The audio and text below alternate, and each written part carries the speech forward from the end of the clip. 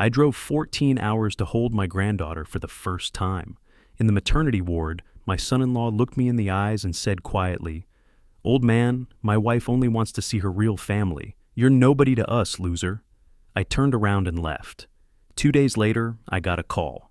"We're short $5,000 for the delivery. Will you help the family?"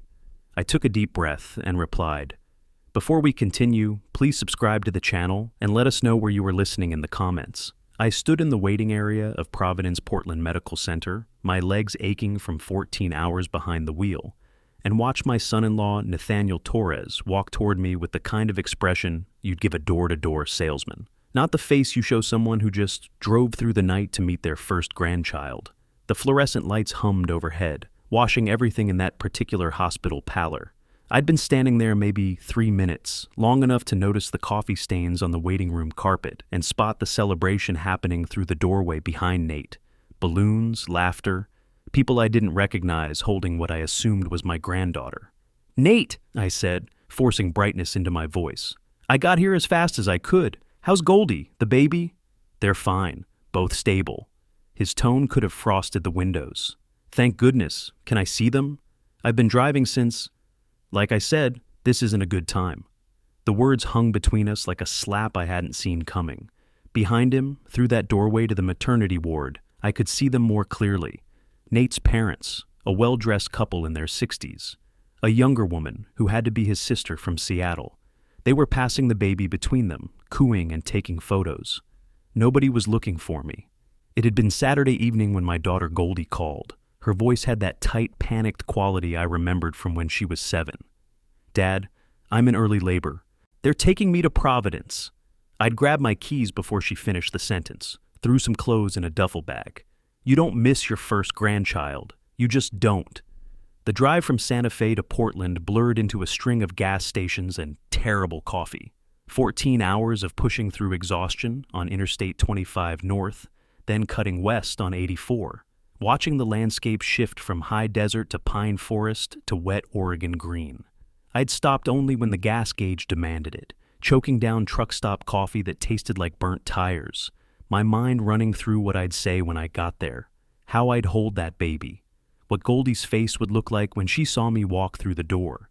Somewhere around the Colorado border, I'd remembered her wedding 3 years ago, the El Dorado Hotel in Santa Fe, Pueblo-style architecture and mountain views.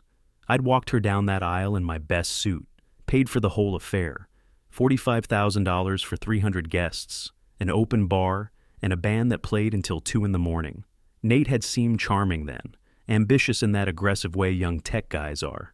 He'd thank me in his toast, voice breaking just right, called me the father he'd always wished he'd had. Goldie had glowed. That memory tasted like rust in my mouth now. "I don't understand," I said, keeping my voice level. "She called me herself last night. She wanted me here. Things change."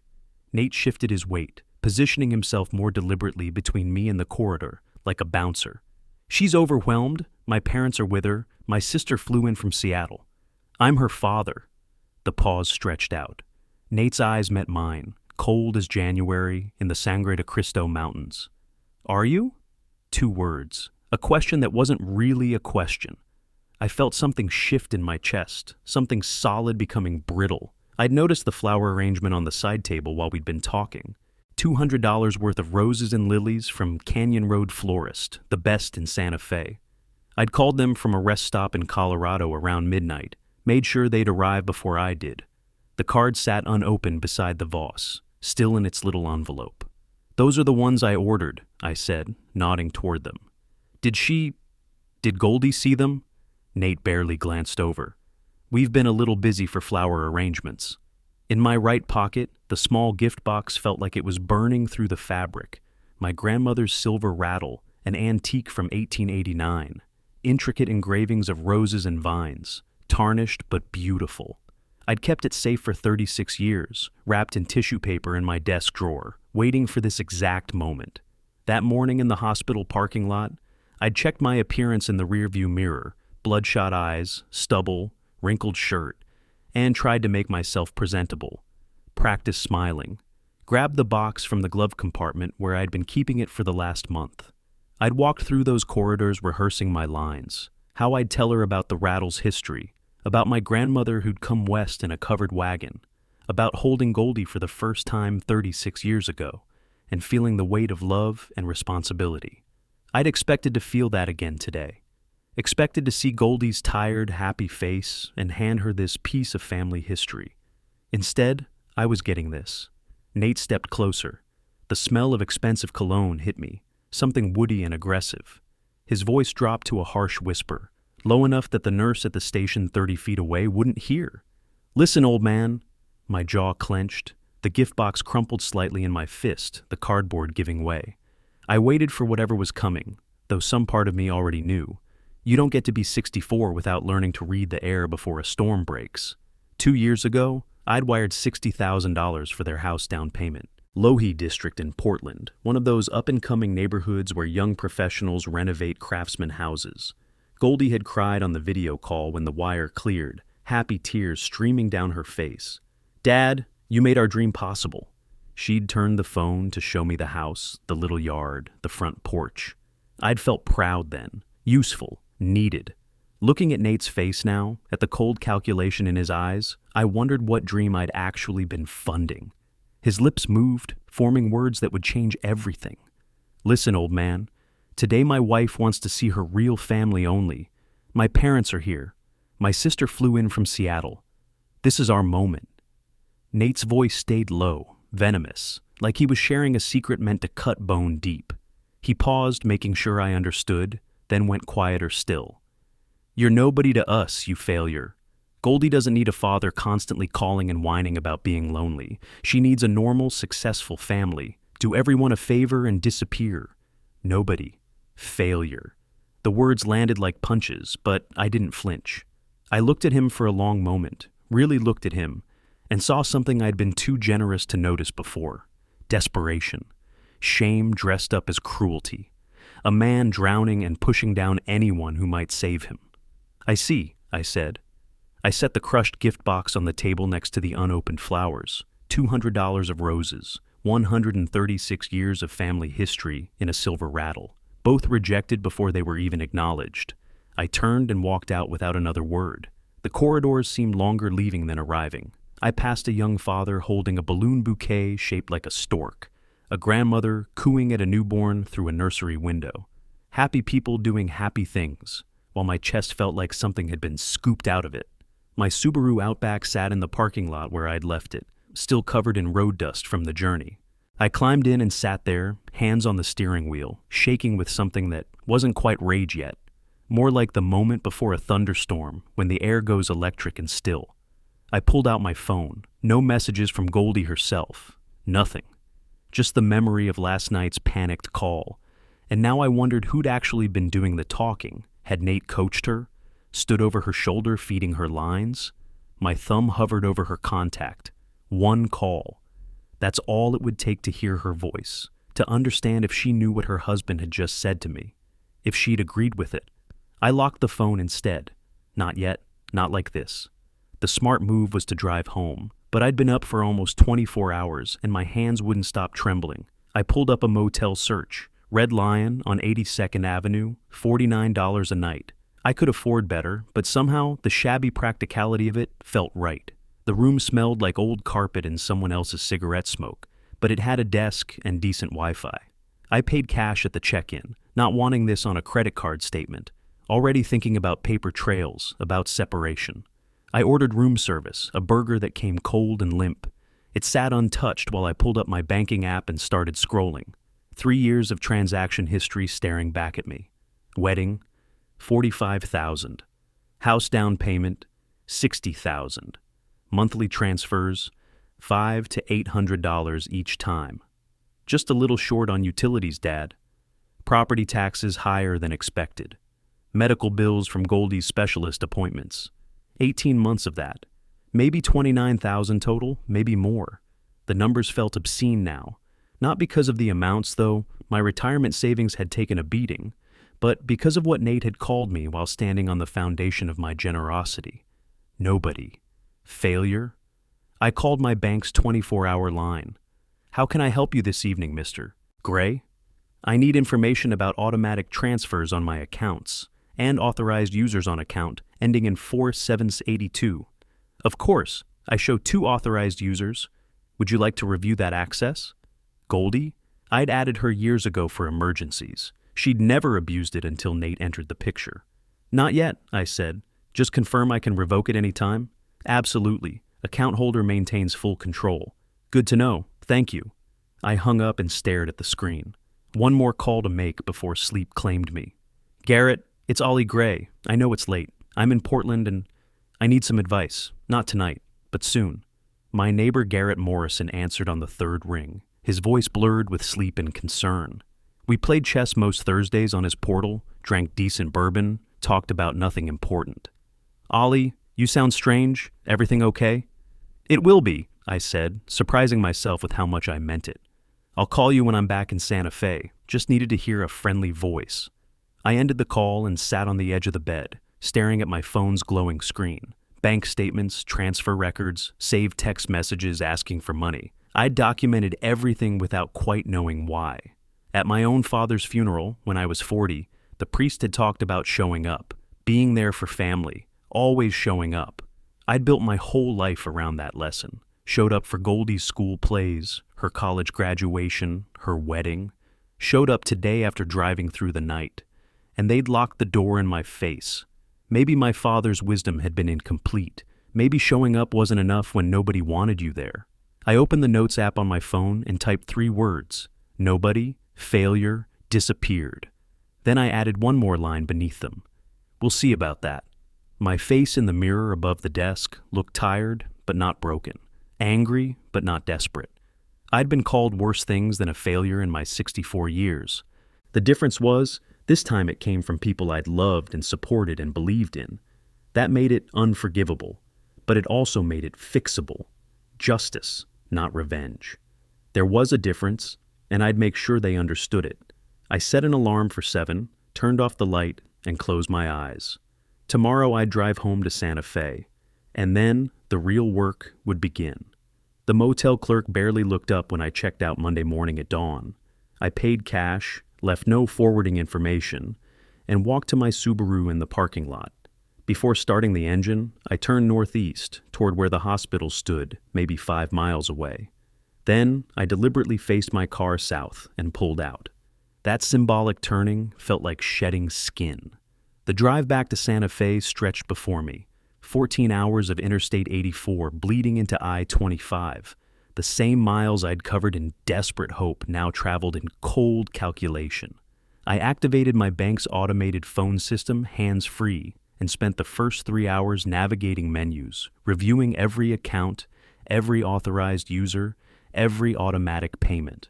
Around the New Mexico border, I pulled into a rest stop near Rayton. The parking lot was mostly empty, just semis and a family with restless kids. I sat at a concrete picnic table and opened a spreadsheet on my phone. Wedding, $45,000. House down payment, $60,000. Monthly support, 36 months at roughly $800 each, $28,800. Emergency requests, refrigerator, property taxes, medical bills, another $8,000 conservatively. Total, $141,800.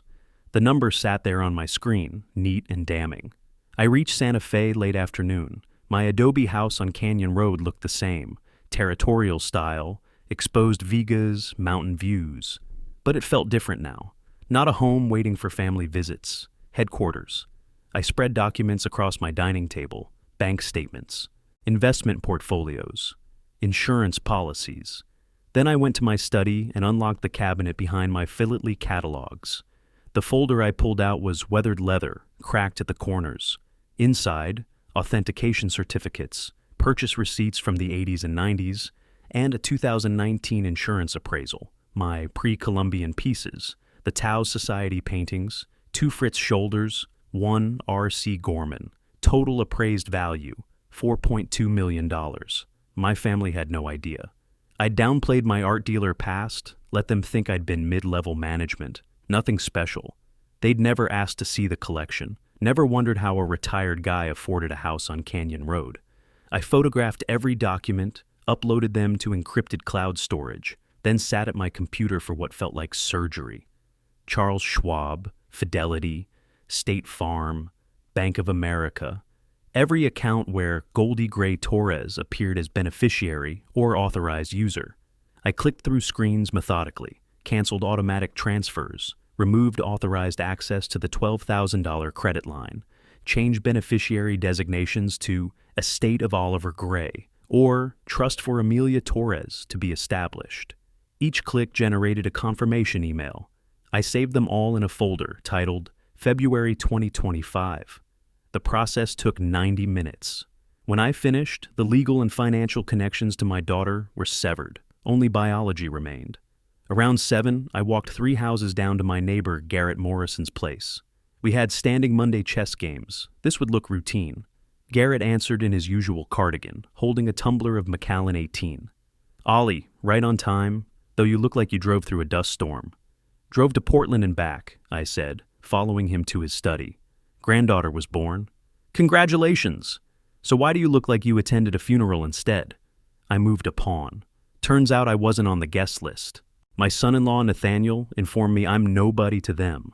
After I drove 14 hours, Garrett's hand froze over his night. They knew you were coming? My daughter Goldie called me Saturday night. I arrived Sunday morning.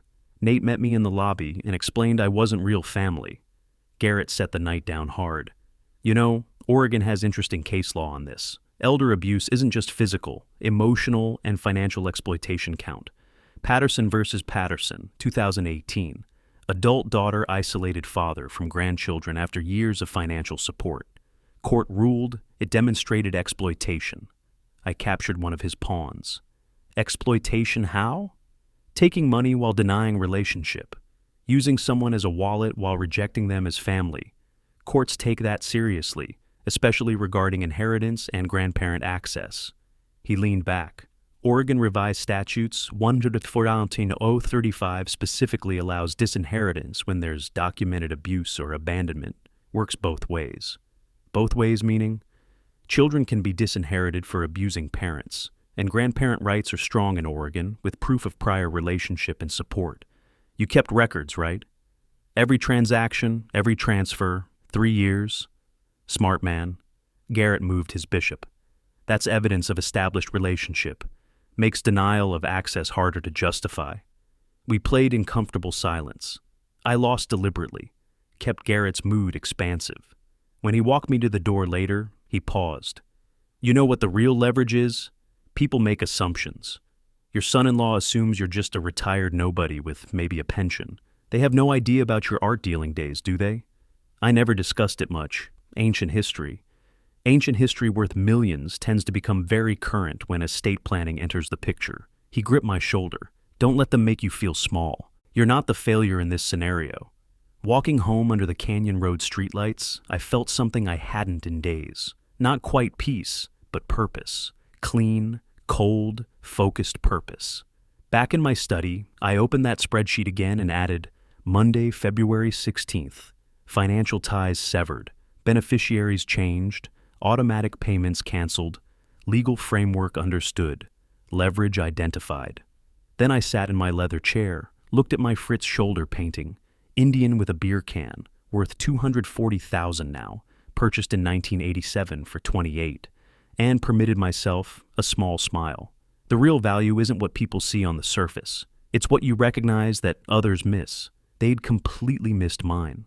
Wednesday afternoon, I sat in my study examining my crown jewel, a 1918 inverted Jenny sheet containing 4 stamps. I'd bought them at Sotheby's in 1994 for $48,000. My ex-wife had thought I was insane. That's college tuition for Goldie. I'd explained it was college tuition, just deferred appreciation. When Goldie turned 18, I'd sold 2 stamps from a different sheet for $89,000 and paid 2 years at University of Oregon. These 4 I'd kept. Current insured value, $180,000. I'd always planned they'd be part of Goldie's inheritance. Now, holding them under the magnifier, I thought maybe Amelia's education instead. Direct. No intermediaries to call me, nobody. At 2:15 Mountain Time, my phone rang. The display showed Nathaniel Torres Mobile. I let it ring 3 times before answering. Hey Ollie, it's Nate. How are you doing? I'm well. Good, good. Listen, I wanted to reach out about something. His voice carried that smooth confidence I'd heard at his wedding toast. Professional, practiced. You know how hospital bills are? They just hit us with the balance for Goldie's delivery. I said nothing, just listened. Insurance covered most of it, but we're looking at a $5,000 gap that needs to be paid by Friday. Collections threat and all that. Real pain. The silence extended. I could hear him breathing on the other end, waiting for my usual compliance. Look, I know Sunday was tense. Emotions were high. New baby, you know how it is. He paused, recalibrating. But this is about Amelia now, your granddaughter. We're talking about her medical care, her safe delivery. I figured you'd want to help with that. It's family, right? Investment in her future. I stood, walked to my window. The Sangre de Cristo Mountains glowed with February snow under brilliant afternoon sun. I let 10 full seconds pass. Ollie, you there? It's 5,000 by Friday. Can you help? No. The word landed like a stone in still water. What? No? Ollie, this is your granddaughter's. I said no. I ended the call, powered off the phone completely. Not airplane mode, full shutdown. Then I walked to my terrace and poured 2 fingers of Casamigos Reposado. Not expensive, just good. The tequila burned warm and clean. I sat in my weathered chair and looked at those mountains, feeling lighter than I had in years. $5,000. He'd said it like it was nothing, like I'd just write the check the way I always had. Investment in her future? That's rich, coming from someone who called me nobody 4 days ago. The inverted jennies on my desk were worth $180,000. The shoulder on my wall, $240,000. But I was supposed to be grateful for the privilege of paying their bills. Not anymore. I sat on that terrace for an hour, watching the light change on the mountains. The phone stayed off. I knew they'd be calling back frantically. Let them sit in that panic. Let them feel what it's like when the ATM suddenly develops consciousness and says no. Thursday morning, I turned the phone back on. 23 missed calls, 17 text messages. I didn't read them, just screenshot the notification screen showing the volume, then saved it to my growing evidence folder. Around 8, I walked down to Garrett's house with coffee from Downtown Subscription. He answered in his bathrobe, looking amused. You're up early. How's the week treating you? Interesting. Nate called yesterday. Wanted $5,000 for hospital bills. Garrett's expression sharpened. 4 days after telling you you're not family. Precisely. Apparently I'm nobody on Sunday but ATM on Wednesday. And you said? I declined, emphatically. Good man. How'd he take it? I didn't wait around to find out. Hung up and turned off my phone for 18 hours. Garrett laughed, genuine and approving. Strategic. They're probably losing their minds. 23 missed calls when I turned it back on this morning. Don't respond. Let them sit with consequences for a while. He accepted the coffee, took a sip. Sometimes the best move is no move. Walking home, I thought about my grandfather. He'd owned a small grocery in Albuquerque, lent money to half the family over decades, never saw most of it back, never complained. At his funeral, everyone praised his generosity. I'd been 25 then, thought it was noble. Now, at 64, I wondered if the old man had died satisfied or bitter. Wondered if he'd felt used, unappreciated, taken for granted by the very people who eulogized him. I wasn't waiting until 83 to find out.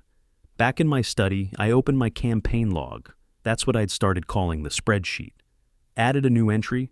February 18th, 2:15 p.m. NT called requesting $5,000 for hospital bill, due Friday. No acknowledgement of Sunday incident, framed as helping family. Request denied, call recorded, NM single party consent. Phone powered off 18 hours. Result: 23 missed calls, 17 texts. Pattern of harassment documented. I also had the recording itself, saved in 3 locations. Nate's voice saying investment in her future, right after calling me nobody. The irony was almost beautiful. My phone buzzed. A new text from Goldie. Dad, please, can we talk? I looked at it for a long moment, remembered her at 8 years old, bringing me a crayon-written contract. I, Goldie Gray, promised to love Daddy forever and ever. That paper was in my desk drawer still, faded and creased. I'd kept it for 28 years. I opened the drawer. There it was, tucked behind some old receipts. I placed it in the folder next to the spreadsheet showing $141,800 in support. The contrast spoke for itself. I didn't answer Goldie's text. Garrett was right. Sometimes the best move is no move. Let them sit in the silence. Let them wonder. Let them feel what I felt. Sunday morning in that hospital waiting room, standing there like an unwanted stranger after driving through the night. Friday would come, the bill would still be due, and I would still be nobody. But I'd be nobody with $4.2 million in art, substantial investments, and absolutely zero obligation to fix their problems. The mountains outside my window seemed particularly beautiful that morning, sharp, clear, uncompromising, like the new version of me. Thursday morning, my phone started vibrating before dawn. I watched the screen light up with Nate's name, let it go to voicemail, then screenshot the missed call notification. By noon, I had 12 attempts from him, 8 from Goldie. The text progressed like stages of grief. Nate's first message, "Call me back now. This is serious." By afternoon, "We can talk about Sunday. I may have been harsh." Evening, "This is about your granddaughter. Call back." Goldie's texts were different, softer. "Dad, please, can we talk?" Friday brought 23 more attempts. I didn't answer, just documented each one, timestamp, caller, duration, created a spreadsheet that told its own story about desperation. Friday afternoon, my phone rang with a New York number I almost didn't recognize. Maria Sandoval. I'd sold her a small Tau Society painting 5 years ago for $3,800. She worked billing at Providence Portland Medical Center. "Ollie, haven't talked in months. How's the collection growing?" "Slowly, you know how it is. How's the painting treating you?" "Still love it. Appraiser said it doubled in value. Best investment I ever made." She paused. "Speaking of investments, had a tough case this week at work. Young couple, maternity bill, no emergency savings. Ended up with one of those terrible high-interest loans, 18.9% for $5,000. They'll be paying that back for years." I kept my voice carefully neutral. "That's unfortunate. Sounds like they were desperate." "Very. Pride wouldn't let them ask family for help, I think. Or maybe family said no. Either way, that baby's college fund just went to loan interest." After we hung up, I sat looking at the Sangre de Cristos through my window, 18.9%. They'd found money, but at a cost that would haunt them for years. Saturday morning, I drove to Albuquerque, 65 miles through high desert, cottonwoods bare against blue sky. I'd made this drive 1,000 times, but today it felt different. Weightier. Harold Weiss had been my estate attorney for 15 years, handled my divorce settlement, previous will updates. His office sat in Old Town, territorial adobe, with ancient vigas overhead. "Ollie," he shook my hand firmly. "You sounded serious on the phone. I need to execute a new will, major changes." We spent 2 hours reviewing assets, investment portfolios, real estate, the art collection with its insurance appraisals, my stamp collection, various accounts. $7.4 million once everything was properly valued. Harold asked the question I knew was coming. "You're effectively disinheriting your daughter. You sure about this?" I looked at him steadily. "I'm protecting my granddaughter from people who view family as a financial resource. Goldie can still benefit, but only if she remembers I'm family too, not just a bank account." He didn't argue. Just witnessed my signature, had his paralegals do the same. The new will was simple in concept, complex in execution. Everything into irrevocable trust for granddaughter Amelia Torres, accessible at 25. One condition, Goldie must maintain regular contact with me. Quarterly visits or video calls. If contact ceases, trust continues, but she loses control. Walking out with certified copies felt like surgery. Something permanently altered. That evening, I found Goldie's email waiting. Subject line, "Dad, please." 800 words of confusion and accusation. She was angry I'd abandoned them in their greatest need. Didn't understand why I was being so cruel over one misunderstanding with Nate. She mentioned Amelia 3 times. "Your granddaughter needs her grandfather. Don't you want to be part of her life?" But nowhere did she apologize. Nowhere did she acknowledge what Nate actually said. She called it a silly argument. I read it twice, then saved it to my evidence folder. Her inability to see the problem was the problem. I pulled up my campaign log, that's what I'd started calling the spreadsheet, and added Saturday's entry. Will executed. 7.4 millimeter estate now in trust for Amelia, conditional on Goldie maintaining contact. Also, predatory loan confirmed, 18.9% APR via Maria, 47 total contact attempts this week, documented. Goldie's email received treats hospital incident as silly argument. No acknowledgement of exploitation or Nate's words. Later, Garrett stopped by for chess. He mentioned almost casually, friend of mine in Portland, corporate attorney, heard something interesting.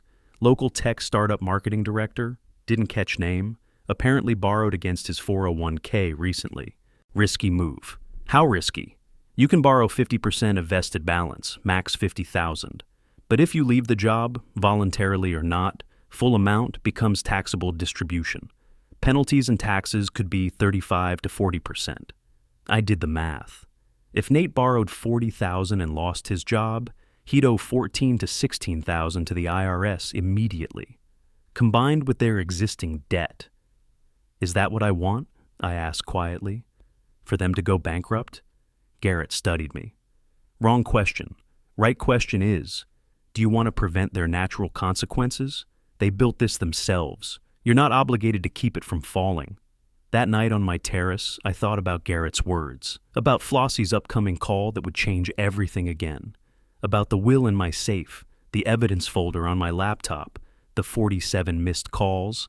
I'd driven 14 hours to meet my granddaughter, been called nobody, asked for $5,000 2 days later. Now they were taking predatory loans, borrowing against retirement, scrambling desperately while I sat in my house overlooking mountains I'd bought with money they never knew I had. The question wasn't whether I wanted them to suffer. The question was whether I would keep protecting them from the truth. I chose the truth. Thursday morning, 2 weeks after the hospital, my phone rang with a New York number I didn't immediately recognize. Ollie Gray, or should I say OG, the Phantom of Santa Fe. Flossie Peterson. I hadn't heard that voice in nearly a year. Rumors of my death are greatly exaggerated. Greatly understated, more like. My old friend from the Chelsea Gallery world, sharp as ever. Marcus Eldridge told me you sold your last piece in 2008 and vanished. I told him impossible. You'd never fully quit. Are you dealing privately? I'm not dealing at all, Flossie. Just living. You don't just live. You curate, you collect, you discover. What happened? Her voice softened. I can hear it in your voice. If I tell you, you have to promise not to laugh. When have I ever laughed at you? So I told her everything. The hospital, the rejection, Nate calling me nobody and failure, then asking for $5,000 3 days later. My refusal. The silence. The new will. They don't know, do they? Flossie said quietly. They have no idea who you are. I never told them. After the divorce, after I retired from active dealing, I wanted to be dad, not OG the collector. Seemed simpler. Simpler? Her voice gained edge. Ollie, you erased yourself, and they took advantage of the blank space. We talked for nearly 2 hours. Finally, Flossie pivoted. Here's what we're going to do. Summer show, July. The hidden collection of OG.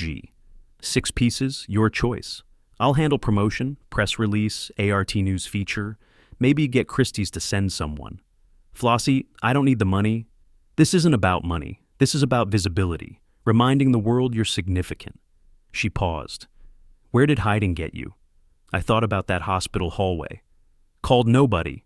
Exactly, so stop hiding. Not for revenge, for yourself. I agreed tentatively. 6 pieces. July show. Resurrection, not revenge. Later in our conversation, Flossie mentioned casually, Portland art scene. Friend of mine curates at Portland Art Museum. Said wealthy young tech couple wanted to join patron circle. $10,000 minimum annual commitment, but couldn't make the donation. Application pending, but she suspects they can't afford it. Would she remember names? 2 hours later, Flossie texted. It was them. Nathaniel and Goldie Torres. Application last month, no payment made. The portrait of their financial situation crystallized. living on credit and image, desperately maintaining appearances while drowning. That afternoon, I spent hours in my private gallery photographing the collection. 3 pre-Columbian pieces, 5 Tao Society paintings, 2 Fritz shoulders, the R.C. Gorman. I selected 6 for exhibition, created provenance documentation for each, purchase dates, authentication certificates, insurance appraisals. I called my insurance broker, Alicia Mendoza. She recommended new appraisal before exhibition. Cost, $2,500. I approved immediately. The casual approval of $2,500, while they scrambled over $5,000, illustrated the wealth disparity they'd never known existed. Evening brought Garrett for chess. He mentioned the 401k loan intelligence. Tech marketing director in Portland. Borrowed heavy against retirement funds. How much can you borrow?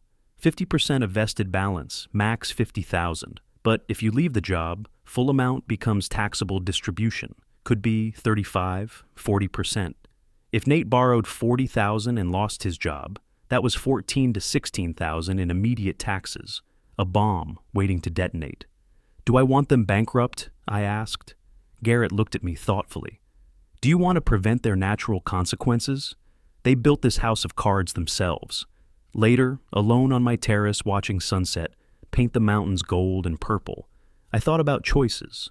I could push now, offer limited reconciliation, use leverage to demand respect. Or I could wait. Let their situation deteriorate until they faced complete reckoning. I had multiple threads now. New Will protecting Amelia, radio silence creating pressure, Flossie's exhibition rebuilding my public profile, intelligence showing them near financial collapse. The exhibition wouldn't be until summer. Their crisis would accelerate before then. When the truth emerged, it would be complete, devastating, irrefutable. I was playing the long game now. That night, I Googled my own name out of curiosity. Oliver Gray art dealer brought up 1990s articles from Southwest Art Magazine, Art Forum mentions, a 2003 profile about Elusive OG, the dealer who launched 3 major careers. There was a 1997 photo from a gallery opening. Me, younger, confident, standing next to a collector whose name was on the Denver Art Museum wing. It was all there, publicly available. You just had to know to look. Goldie had never looked, never wondered who I was beyond Dad. That fact crystallized everything. I drafted an email response to her message but didn't send it. Writing was therapeutic. Point-by-point response to her hurt feelings characterization. Exact quotes of what Nate said. Timeline of 3 years and $141,000 in support. The email was devastating, factual, cold. I saved it in drafts. Maybe I'd send it someday. Maybe not. But writing it made me feel heard, even if only by myself. I called my ex-wife briefly. We'd divorced amicably 22 years ago, maintained cordial relationship. If Goldie asks about my past, I said, feel free to tell her, but let her ask first. She understood immediately. She needs to be curious about you, not told. The pieces were moving into position. Exhibition scheduled, will executed, evidence documented, intelligence gathered, support network informed. Flossie was right. This wasn't revenge exhibition. This was resurrection. If they felt ashamed when they realized who I'd been, who I still was, that wasn't my intention. It was their conscience finally working. I looked at my reflection in the terrace door glass. 64 years old, gray hair, weathered face, comfortable cardigan, but also OG, the dealer who'd advised museum boards, who'd discovered careers, who'd built $7 million through talent and eye, that Ollie didn't take calls asking for $5,000, that Ollie didn't accept being called nobody, and that Ollie was about to remind the world and his family exactly who he was. Wednesday afternoon in early April, I was cataloging stamps when my doorbell rang. The process server handed me a thick envelope. Legal documents for Oliver Gray. Inside, petition for denial of grandparent visitation rights, filed in Multnomah County Circuit Court. 14 pages of distorted accusations. My stomach dropped. They were calling me psychologically unstable, financially abusive, inappropriate. The petition claimed I'd created dependency, then cruelly withdrawn support, that I'd appeared uninvited at hospital demonstrating poor boundaries, that I Used money to manipulate and control. Every fact twisted into a weapon. I called Garrett immediately, read key passages aloud. My voice shook with anger I hadn't felt since the hospital. Listen to this. Respondent Oliver Gray poses psychological risk to minor child due to demonstrated pattern of financial manipulation and unstable emotional responses. Garrett, they're painting me as dangerous. What's their evidence? They claim I demanded accounting of gifts, complete fabrication, that I threatened withdrawal of support, never happened, and that I appeared uninvited at the hospital. Goldie called me. So they're lying, distorting, and omitting context. Garrett's voice was steady. That's actually good. Good? This is under oath filed with the court. Exactly. Which means when you prove they're lying, it destroys their credibility completely. Do you have documentation? I thought about my evidence folder, every text, every email, every bank transfer, 3 years of receipts. Everything, I said. Then call Helen Cho right now. This petition is their biggest mistake. That evening, I video conferenced with Helen Cho. Her rate was $450 an hour, 2-hour minimum. I'd already emailed her the petition. She appeared on screen, petition in hand, barely suppressing a smile. Mr. Gray, in 23 years practicing family law, this is the weakest petition I've seen reach filing. They have zero evidence. Every claim either backfires or is provably false. Can you explain? Financial abuse through dependency. You have 3 years of voluntary gifts, no obligation to continue. Unstable behavior. You responded appropriately to insult. Poor boundaries. Your daughter called you. This will be dismissed, likely with prejudice. She outlined our strategy. File response with full documentation. Include affidavit detailing hospital incident with Nate's exact words. Subpoena their financial records to show the dependency was their choice. We're not just defending, Helen said. We're going on offense. By the time I'm done, they'll wish they never filed this. Cost estimate? $15,000 to $25,000 to fully litigate. I didn't hesitate. Do it. Do all of it. After the call, I sat reading the petition again. The viciousness of it. Elderly man with declining judgment, inappropriate fixation on controlling family finances, emotionally manipulative behavior patterns. This wasn't legal strategy. This was character assassination designed to erase me from Amelia's life permanently. My response would be overwhelming. Thursday, I assembled the evidence package. Chronological timeline of financial support. $141,800 over 3 years. Screenshots of 47 calls and 23 texts from late February. Goldie's email calling my response betrayal. Bank statements proving authorized user access. The recording of Nate's $5,000 request. Everything organized by category. Professional, thorough, devastating. I signed Helen's engagement letter and wired $20,000 that afternoon. Helen called Friday with update. I contacted opposing counsel, Ronald Kepler, solo practitioner, 8 years out of law school, 0 family law trial experience. He's in over his head. She'd put him on speaker so I could hear. Mr. Kepler, this is Helen Cho from Morrison and Westbrook. I'm representing Oliver Gray. His voice was nervous. Oh, yes, I expected your client would retain counsel.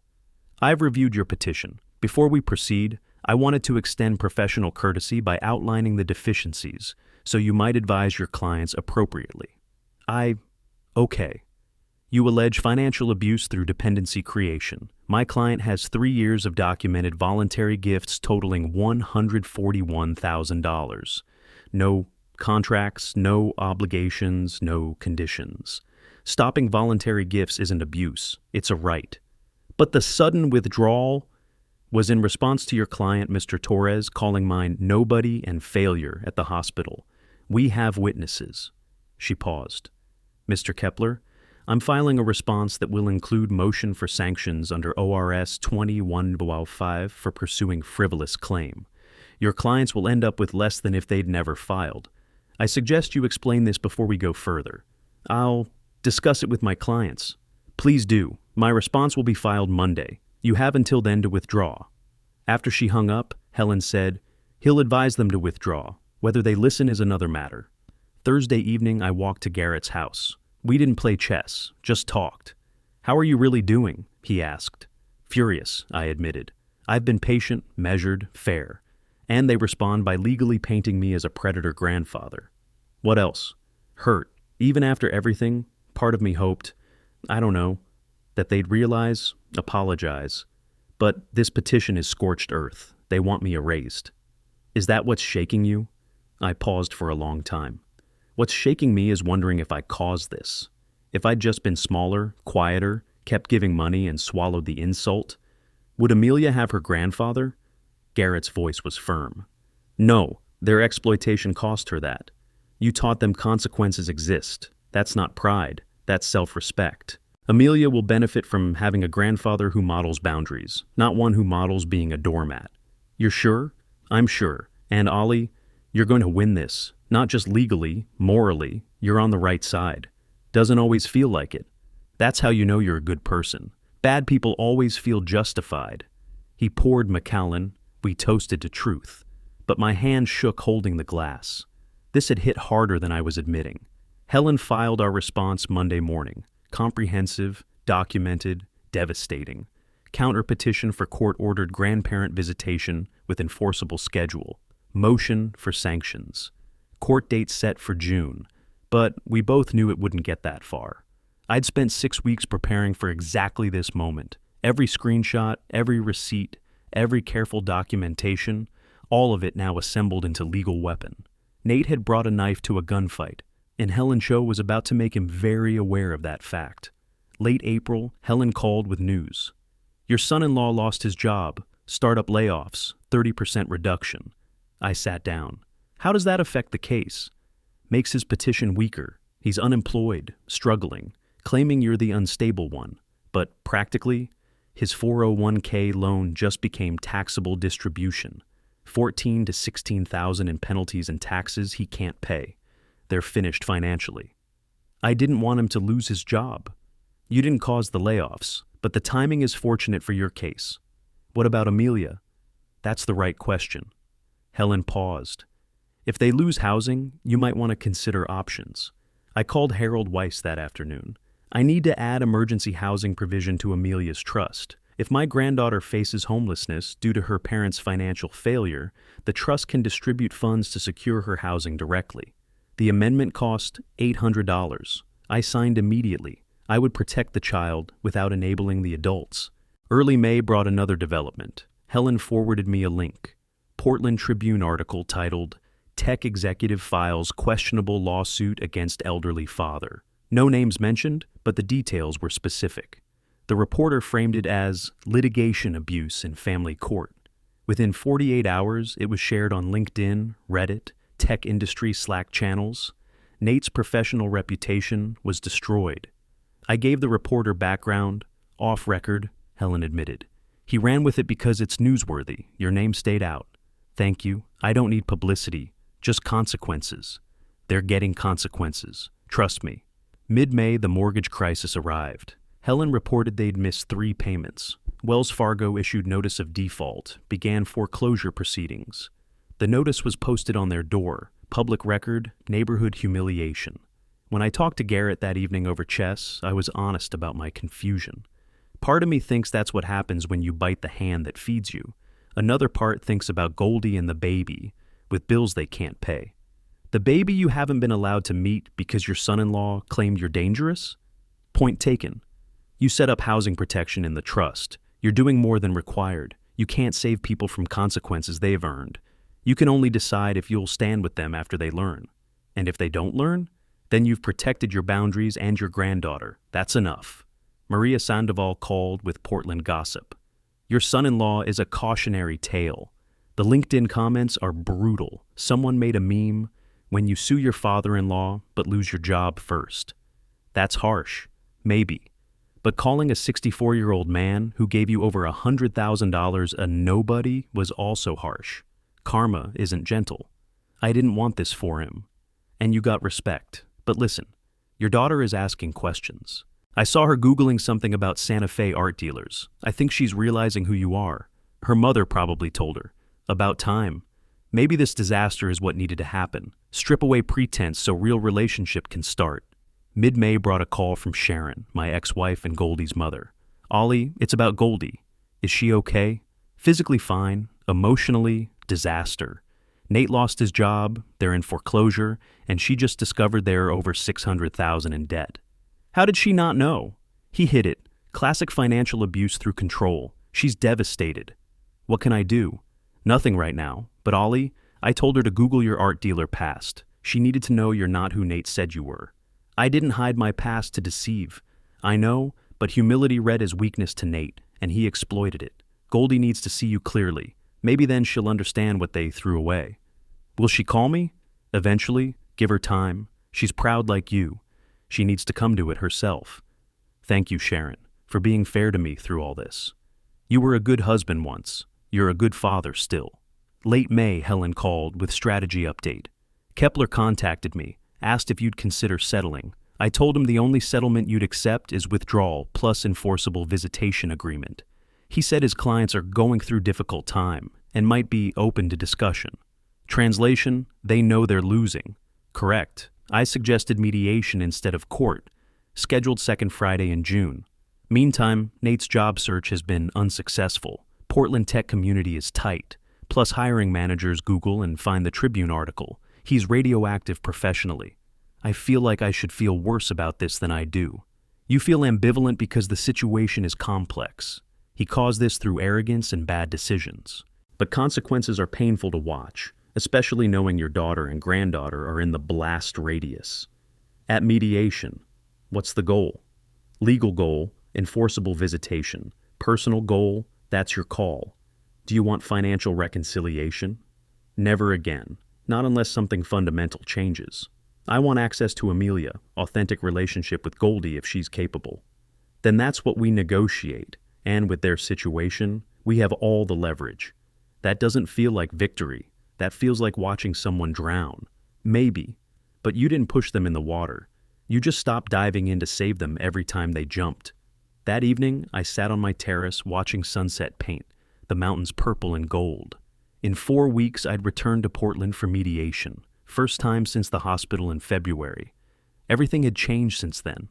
I'd established boundaries, maintained self-respect, protected my granddaughter, let natural consequences work.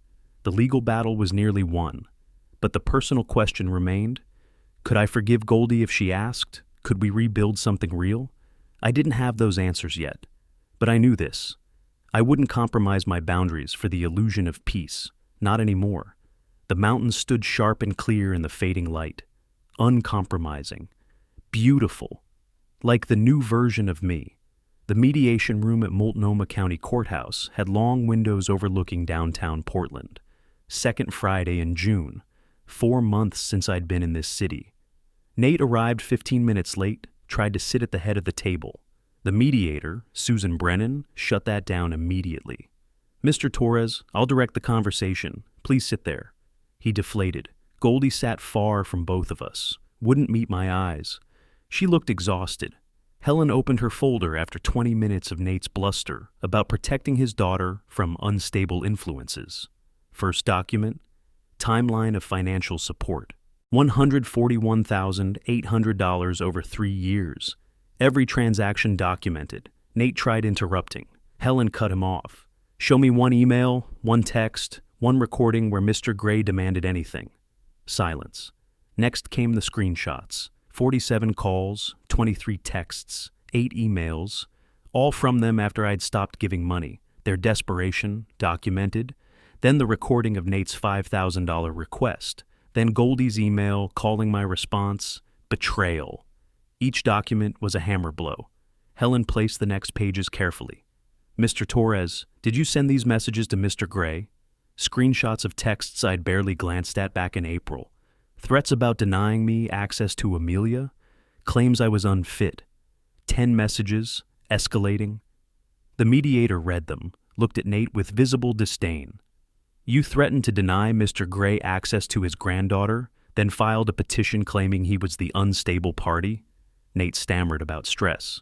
The mediator wasn't interested.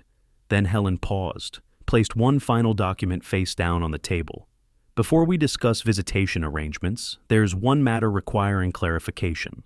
The petition claims Mr. Gray used financial manipulation to control the family. Let's examine his actual financial position. She flipped the document. my revised will. Full estate appraisal. $7.4 million. The room went silent. Nate's face drained of color. Goldie gasped, hand over mouth, tears starting. The mediator processed it, then said quietly, "So, the failure your petition references has a $7.4 million estate?" Helen's voice was precise. "Correct. All of which is now in irrevocable trust for minor granddaughter Amelia Torres, with access contingent on Mrs. Torres maintaining relationship with Mr. Gray, because apparently being called nobody by someone you've given $140,000 to teaches you to protect your legacy." The mediator turned to me. "Mr. Gray, would you like to address the room?" I'd been silent for an hour. Now I spoke. "Goldie, I drove 14 hours to meet my granddaughter. Your husband told me I was nobody, a failure, that I should disappear. 2 days later, he called asking for $5,000. I realized then that I wasn't your family. I was your bank." I looked at Nate. "You wanted me gone. Congratulations. But on my terms, not yours." Back to Goldie. "The trust ensures Amelia has resources regardless of her parents' choices. If you want to be part of that, if you want me to be her grandfather, the door is open. But it requires genuine relationship, not financial transaction." Goldie was crying openly. Nate looked sick. The mediation concluded quickly. Petition withdrawn with prejudice. Court-ordered quarterly visitation rights for me. Legal costs awarded, $4,800. Nate stormed out. Goldie approached me, voice shaking. "Dad, can we talk, please?" "Not here, not now." "Then where? When?" I gave her my Santa Fe address. "When you're ready to be honest about everything." She nodded, left. That evening, near midnight, my doorbell rang. Security camera showed Goldie holding a baby carrier. I took a deep breath and opened the door. "Come in, honey." We sat on my terrace under stars, Amelia sleeping between us. First time I'd actually seen my granddaughter. 4 months of anger and strategy melted looking at her tiny face. Goldie spoke first, voice breaking. "I didn't know how bad the debt was. $660,000. He hid everything." "Why did you believe him over your instincts?" Long pause. "Because it was easier. Because he was confident and I was tired. Because I stopped asking questions. That's on me." "Yes, it is." She looked up, shocked by my directness. "I'm not saying it to hurt you. I'm saying it because you need to own your part. Nate manipulated you, yes, but you let yourself be manipulated because it was convenient." "I know." She was crying again. "I'm so sorry for all of it. For not defending you at the hospital, for the email, for 3 years of just taking from you. Do you understand now? What you took wasn't just money. It was my sense of worth as your father." "I do. I really do. And I don't know how to fix it." I looked at baby Amelia. "You start by letting me meet my granddaughter properly. Then we rebuild, slowly, with honesty. Can you forgive me?" I looked at the stars for a long moment. "I'm working on it. Ask me again in 6 months." She nodded, wiping tears. We sat in silence, the baby breathing softly between us. Finally, she said, "I Googled your art dealer past. Mom told me to. Dad, why didn't I know who you were? You never asked, and I didn't want to seem like I was showing off. It wouldn't have been showing off. It was your life. I wanted to be your father, not your benefactor. Turns out I ended up being both. Then neither, then we'll see." She reached for my hand. "Can we really rebuild this?" I squeezed her fingers. "We're going to try." The mountains stood dark against the star-filled sky. Somewhere in Portland, Nate was alone with his consequences.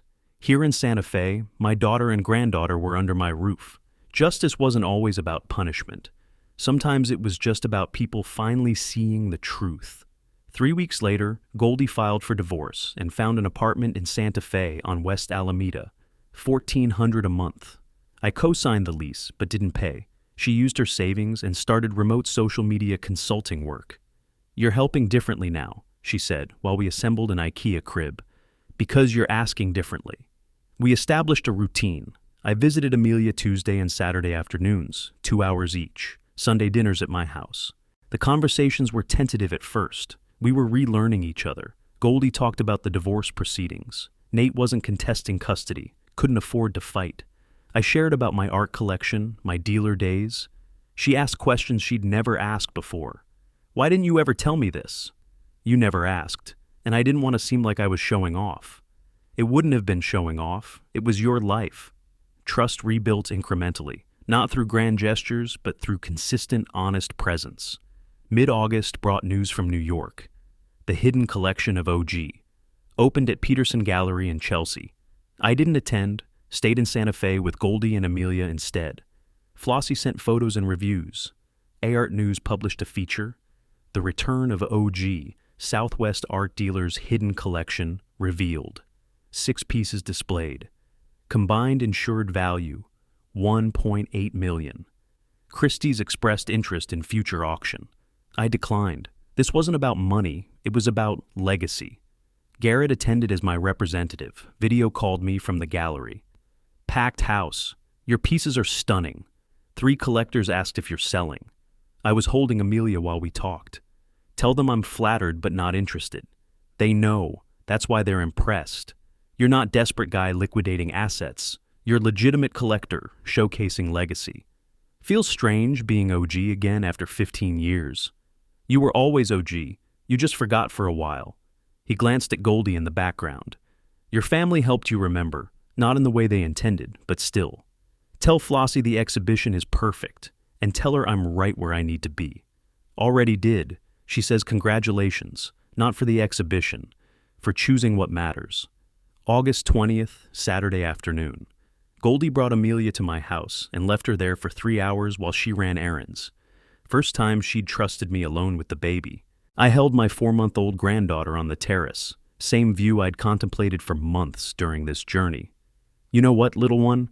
Your grandfather almost wasn't here. Almost let hurt and anger keep me away from you. She grabbed my finger, gurgled. Being right isn't the same as being present. I was right. Your other grandfather treated me terribly. But if I'd stayed angry, I would have been right and alone. Instead, I chose truth and boundaries. Now, I get to hold you. I looked at the mountains. Your mama is trying so hard, learning to be honest, to stand on her own. She made mistakes. We all do. The question isn't whether we fail, it's whether we learn. Amelia yawned, settling against my chest. I hope I teach you something.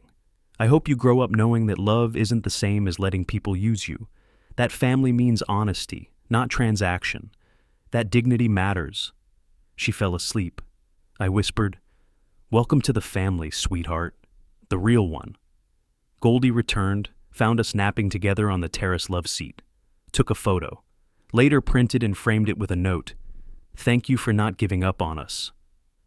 Late August, during Sunday dinner, Goldie mentioned the divorce was final. How do you feel about that?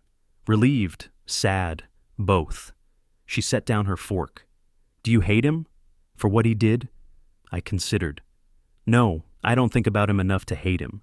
He showed me who he was, and I responded. What he does now is his concern, not mine. That's it, after everything? Honey, hate requires energy. I'd rather spend that energy on you and Amelia. Nate's consequences are his to carry. She nodded. He's working retail now, filed bankruptcy, living in a studio apartment. She paused. I feel pity, but not responsibility. He made his choices. I made mine. That's growth. Labor Day arrived warm and bright. We spread a blanket on Santa Fe Plaza, me, Goldie, Amelia in her stroller, Garrett and his wife, 2 of Goldie's new mom friends with their kids. Live music played on the plaza stage. The smell of roasting chilies filled the air. Classic New Mexico autumn. Someone asked Goldie how she was adjusting to Santa Fe. She looked at me, smiled. Better every day. I'm home. I held Amelia, watched my reconstituted family, felt something I hadn't in years. Peace. Later, Goldie asked quietly, Do you ever regret it? How you handled everything. Do I regret protecting my dignity and your daughter's future? No. Do I wish it hadn't been necessary? Yes. Those aren't the same thing. Would you do anything differently? I would have started saying no sooner. But the core of it, standing up for myself, no, I wouldn't change that. She reached for my hand. Thank you. For not giving up on me when you gave up on Nate. I never gave up on you. I gave up on who you were pretending to be. When you stopped pretending, here you were. We sat in comfortable silence, watching Amelia, watching the plaza, watching our new life unfold. I thought, justice isn't always about revenge. Sometimes it's just about people seeing the truth. 4 months ago, I was nobody, a failure, according to a son-in-law who saw me as a wallet. Today I was a grandfather, a father rebuilding trust with his daughter, a collector whose work was being celebrated in New York. What changed wasn't external. I always had the collection, the resources, the worth. What changed was my willingness to demand others see it, to say no when no was needed, to walk away when walking away was right. The justice I got wasn't revenge, it was clarity. And in that clarity, some relationships ended permanently. Some broke and healed stronger, and some began fresh. I didn't set out to destroy anyone. I just stopped participating in lies about my worth. Turns out, that was enough. I looked at my granddaughter, then at my daughter, who caught my eye and smiled. The September sun warmed us all. The Sangre de Cristo Mountains stood clear in the distance. This was what justice looked like. Not destruction, truth. If you liked this story, please like this video, subscribe to the channel, and share your impressions of this story in the comments. To listen to the next story, click on the box on the left. Thank you for watching.